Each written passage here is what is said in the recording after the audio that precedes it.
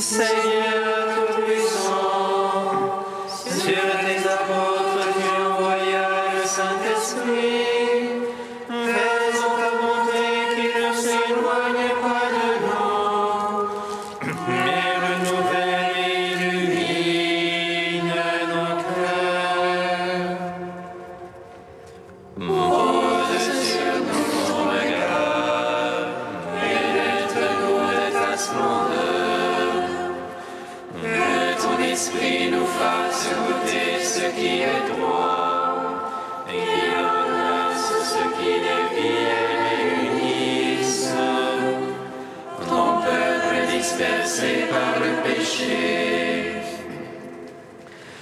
Car tu es venu, Seigneur Jésus, pour nous sauver en ton amour. Toi qui enduras la mort au milieu du jour, et par ta résurrection à tout rempli de gloire, avec le Père et le Saint-Esprit, nous te louons. Peuple de Sion, Jérusalem, éclate en cri de joie. Marche la route de ton Dieu, éclate en cri de joie. Peuple de Sion, Jérusalem, éclate en cri de joie. Marche à la rencontre de ton Dieu, éclate en cri de joie. La ville de notre force, c'est Sion. Le rempart et l'avant-mur, pour nous c'est le Sauveur. Ouvrez les portes, car Dieu est avec nous. C'est lui qui brisera le joug de notre servitude. Peuple de Sion, Jérusalem, éclate en cri de joie. Marche à la rencontre de ton Dieu, éclate en cri de joie. Lève-toi, Jérusalem, tiens-toi sur la hauteur. Regarde la joie qui te vient de ton Dieu. Vois tes enfants du devant au champ rassemblés, exultant d'allégresse, car Dieu s'est souvenu. Peuple de Sion, Jérusalem, éclate en cri de joie. Marche à la rencontre de ton Dieu, éclate en cri de joie. Psaume 118, strophe 4.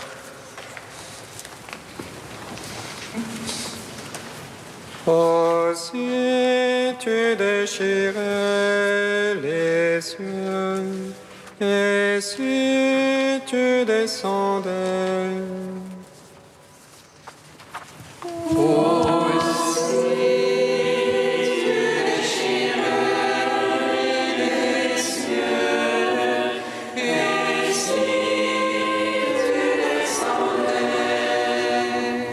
mon âme est collée à la poussière, vivifie-moi selon ta parole.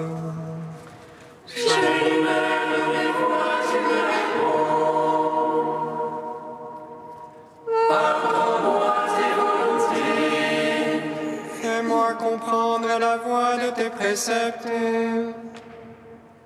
Je méditerai sur tes merveilles.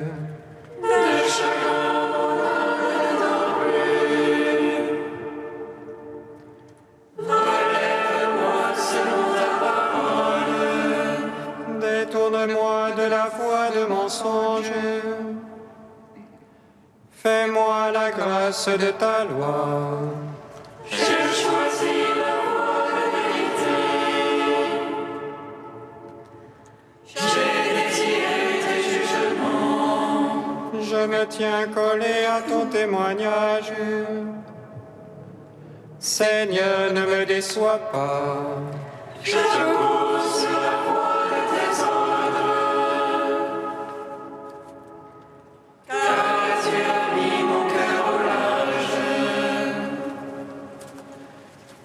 Gloire au Père, au Fils, au Saint-Esprit. Pour les siècles des siècles. Amen. Aussi tu déchirais les cieux, et si tu descendais. Psaume 19. J'ai fait une alliance avec mon serviteur. J'établirai son trône à jamais. J'ai fait une alliance avec mon serviteur. J'établirai son trône Qu'il te réponde le Seigneur au jour d'angoisse, qu'il te protège le nom du Dieu de Jacob. Du sanctuaire qu'il t'envoie le secours, qu'il demeure ton soutien depuis Sion. Qu'il se rappelle toutes tes offrandes, ton holocauste qu'il trouve savoureux. Qu'il te donne selon ton cœur, et tous tes desseins qu'il les seconde. Que nous crions de joie dans ton salut, qu'au nom de notre Dieu nous pavoisions. Que le Seigneur accomplisse tes requêtes, toutes tes prières, qu'il les exauce. Maintenant je connais que le Seigneur donnera le salut à son Christ. Des yeux de sainteté il lui répond, par les gestes sauveurs de sa droite. Aux uns les chars, aux autres les chevaux, à nous d'invoquer le nom de Dieu. Eux, ils plient, ils tombent, nous debout nous tenons. Seigneur, sauve le roi, réponds-nous au jour de notre appel. Gloire au Père, au Fils, au Saint-Esprit, pour les siècles des siècles. Amen. J'ai fait une alliance avec mon serviteur. J'établirai son trône à jamais. Psaume 20. Seigneur, ta force réjouit le roi, combien ton salut le comble d'allégresse. Tu lui as accordé le désir de son cœur, tu n'as point refusé le souhait de ses lèvres. Car tu as prévenu de bénédiction de joie, tu as mis sur sa tête une couronne d'enfant. Tu lui as accordé la vie qu'il demandait, longueur de jour encore et à jamais. Grande gloire lui fait ton salut, tu as mis sur lui le faste et l'éclat. Oui, tu l'établis en bénédiction pour toujours, tu le réjouis de bonheur près de ta face. Oui, le roi se confie dans le Seigneur, la grâce du Très-Haut le garde du faux pas. Ta main trouvera tous tes adversaires, ta droite trouvera tous tes ennemis. Tu feras d'eux une fournaise de feu au jour de ta face. Le Seigneur les engloutira dans sa colère, et le feu les avalera. Leur fruit tu ôteras de la terre, leur semence d'entre les fils d'hommes. Ont-ils tramé le mal contre toi, mûri leur plan, ils n'auront pas eu dessus. Oui, tu leur feras tourner le dos, contre eux tu banderas ton arc. Lève-toi, Seigneur, dans ta force, nous chanterons, nous jouerons pour ta vaillance. Rendons gloire au Père Tout-Puissant, à son Fils Jésus-Christ le Seigneur, à l'Esprit qui habite en nos cœurs, pour les siècles des siècles. Amen. J'ai fait une alliance avec mon serviteur, j'établirai son trône à jamais. Cantique de Baruch 3, page 317. Celui qui sait tout connaît la sagesse, par son intelligence il l'a scrutée. Lui qui a fondé la terre pour toujours, l'a remplie d'êtres vivants. Il envoie la lumière et l'éclat, il appelle le pays en tremblant.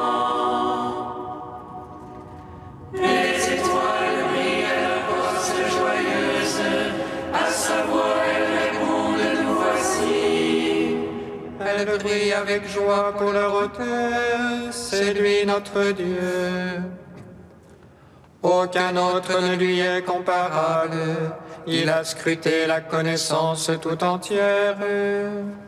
Il a révélé à Jacob son serviteur, à Israël son bien-aimé. Ainsi est-elle apparue sur la terre, elle a conversé avec les hommes. Elle est le livre des préceptes de Dieu, la loi qui subsiste éternellement. Celui qui la garde vivra, quiconque l'abandonne mourra. Reviens, Jacob saisira, marche sa splendeur, sa lumière. Heureux sommes-nous, Israël, ce qui plaît à Dieu nous fut révélé. Rendons gloire au Père Tout-Puissant, à son Fils Jésus-Christ le Seigneur, à l'Esprit qui habite en nos cœurs, pour les siècles des siècles. Amen.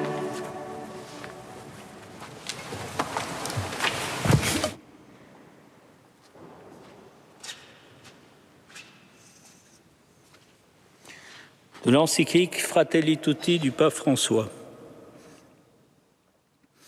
Pour qu'une société ait un avenir, il lui faut cultiver le sens du respect en ce qui concerne la vérité de la dignité humaine à laquelle nous nous soumettons. C'est une vérité incontournable que nous reconnaissons par la raison et que nous acceptons par la conscience. Une société est noble et respectable aussi par son sens de quête de la vérité et son attachement aux vérités les plus fondamentales. En explorant la nature humaine, la raison découvre des valeurs qui sont universelles parce qu'elles en dérivent. Ce qui nous arrive aujourd'hui et qui nous entraîne dans une logique perverse et vide, c'est qu'il se produit une assimilation de l'éthique et de la politique à la physique. Le bien et le mal en soi n'existent pas, mais seulement un calcul d'avantages et de désavantages. Ce glissement de la raison morale a pour conséquence que le droit ne peut pas se référer à une conception essentielle de la justice, mais qu'il devient le reflet des idées dominantes. Nous entrons là dans une dégradation, avancée en nivelant par le bas, au moyen d'un consensus superficiel et négocié. Ainsi triomphe en définitive la logique de la force. S'il faut respecter en toute situation la dignité d'autrui, ce n'est pas parce que nous inventons ou supposons la dignité des autres, mais parce qu'il y a effectivement en eux une valeur qui dépasse les choses matérielles et les circonstances, et qui exige qu'on les traite autrement. Que tout être humain possède une dignité inaliénable est une vérité qui correspond à la nature humaine, indépendamment de tout changement culturel.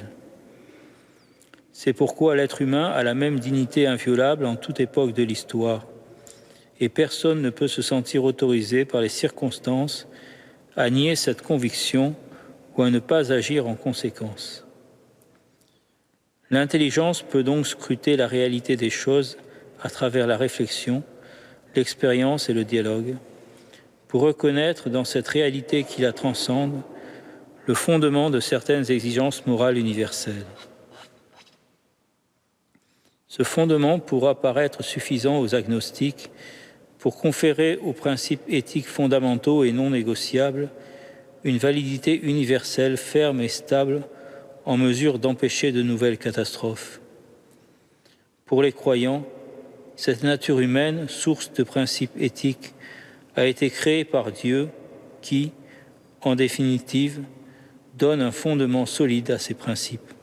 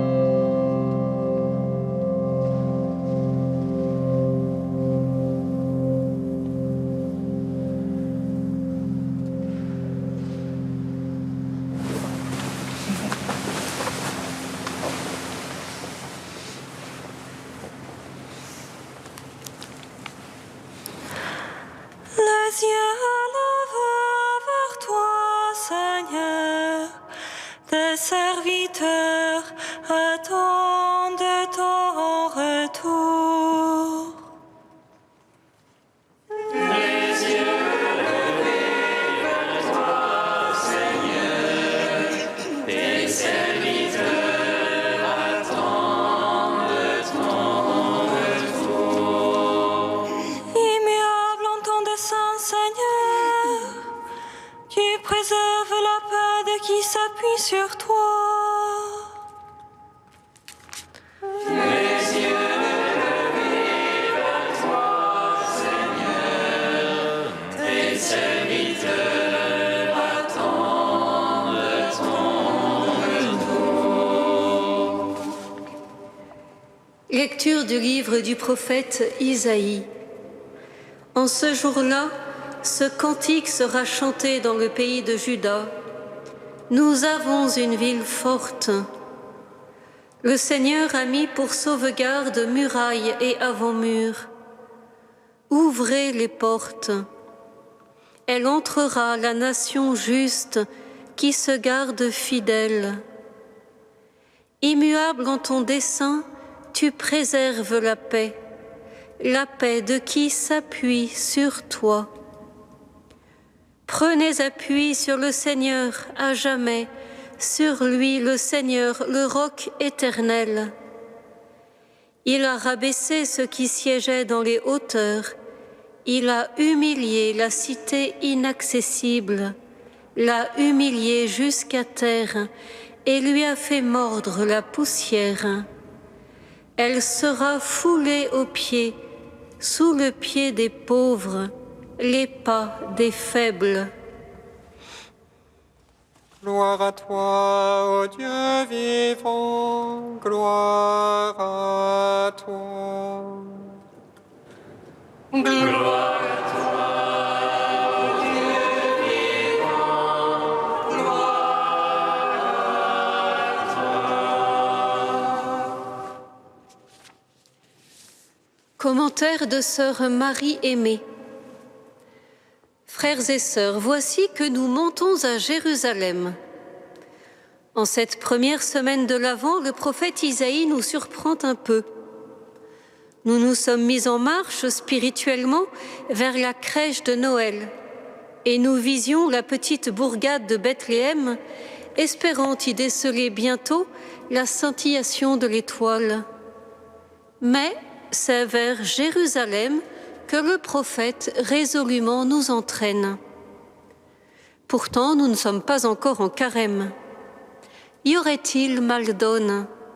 Certes non, car Isaïe a pressenti que nous ne parviendrons à Bethléem qu'en visant Jérusalem. D'ailleurs, les mages eux-mêmes ont dû suivre le même chemin. L'étoile ne brillera pour nous qu'en la forme d'une croix. Le prophète nous offre donc la vision d'une ville forte et bien bâtie sur le roc qu'est le Seigneur, avec son double rempart très protecteur. C'est une ville sûre, mais aussi hospitalière. Ses portes demeurent larges ouvertes. Y entre la justice, y reste la fidélité. Pas de repli sur soi, mais une constance manifeste dans la charité manifestée. C'est une ville de paix, Yerushalayim, vision de paix, la véritable Jérusalem de ceux qui s'appuient sur le Seigneur et ne dévient pas. Et c'est une ville où l'on chante, où le cantique de l'agneau vainqueur résonne en toute langue à cœur joie.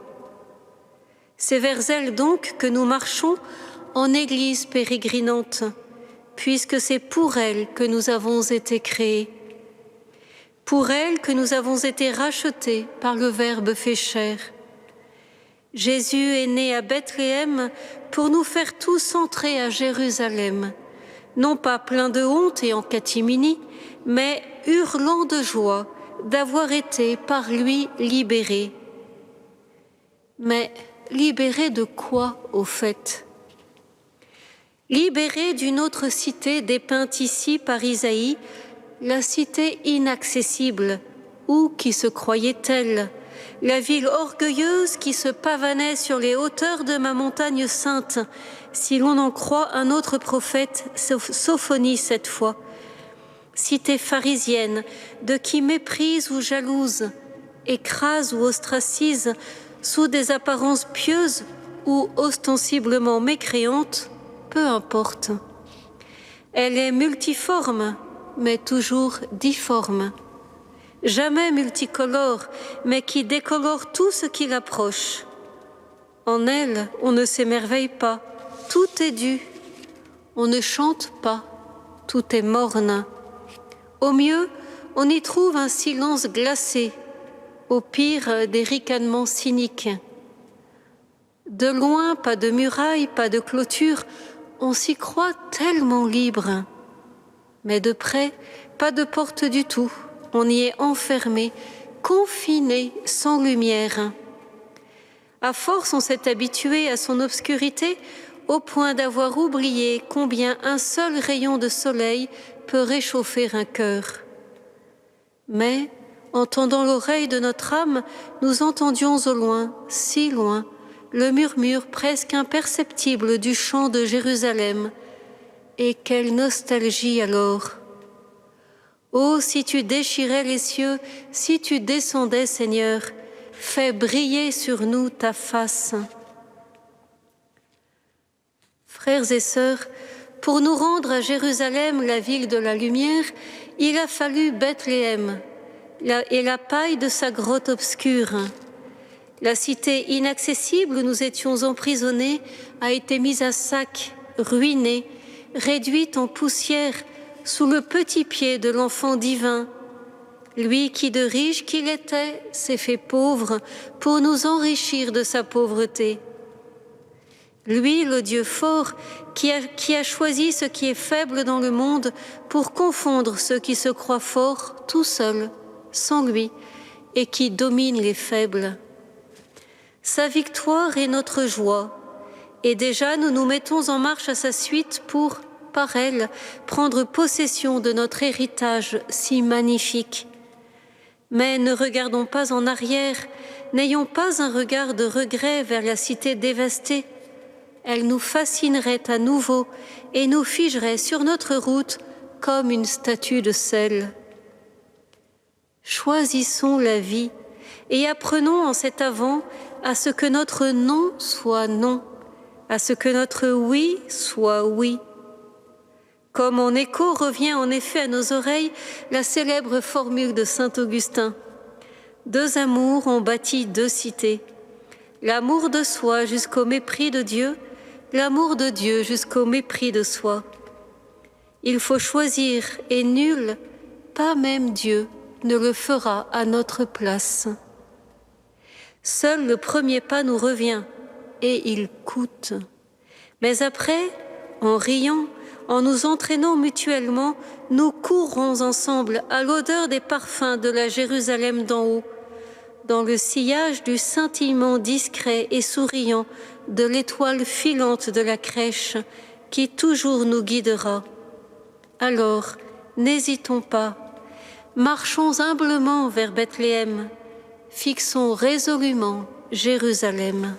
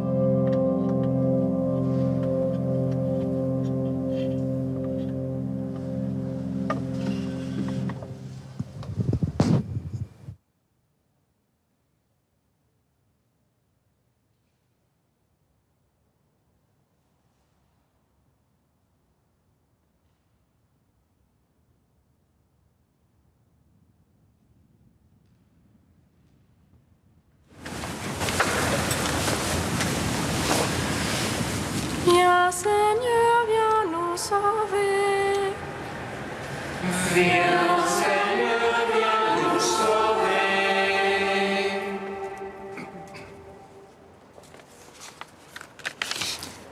Quand la prière se lasse et que les cœurs ne savent plus s'élever vers toi, viens Seigneur Jésus, augmente en nous la foi. Viens Seigneur, viens nous sauver.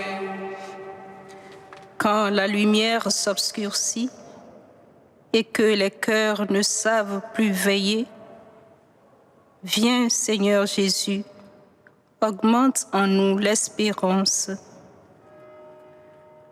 Viens Seigneur, viens nous sauver. Quand les mains se ferment et que les cœurs ne savent plus donner ni rendre grâce, viens Seigneur Jésus, augmente en nous la charité. Viens Seigneur, viens nous sauver.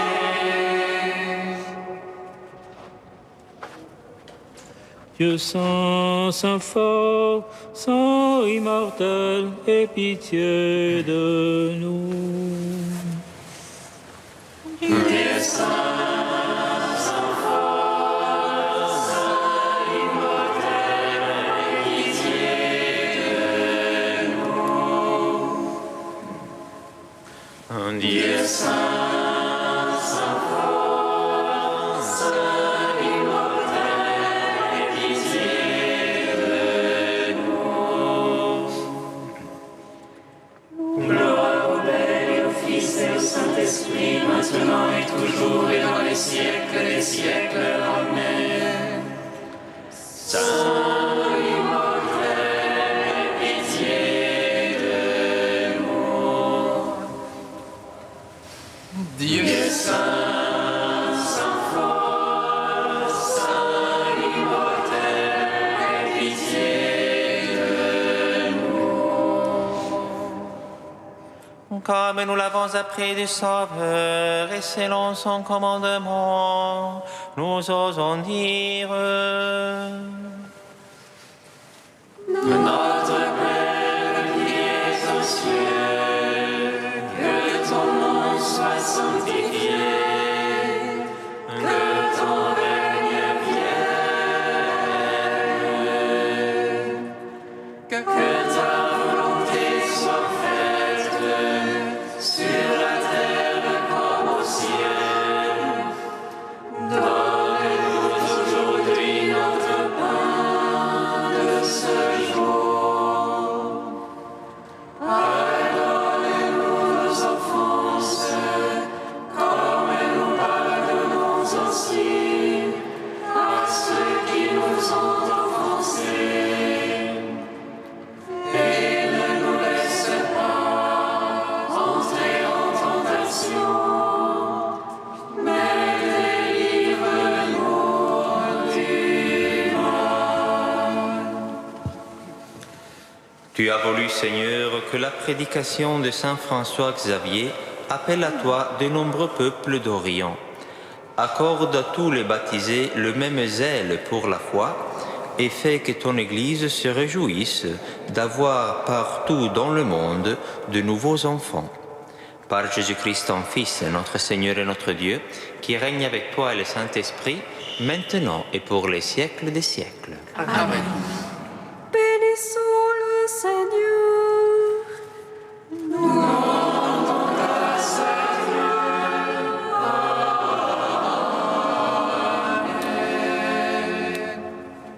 L'ange nous a Marie qu'elle serait la mère du Sauveur. Pierre conçue de l'Esprit Saint, réjouis-toi, Marie pleine de grâce, le Seigneur est avec toi.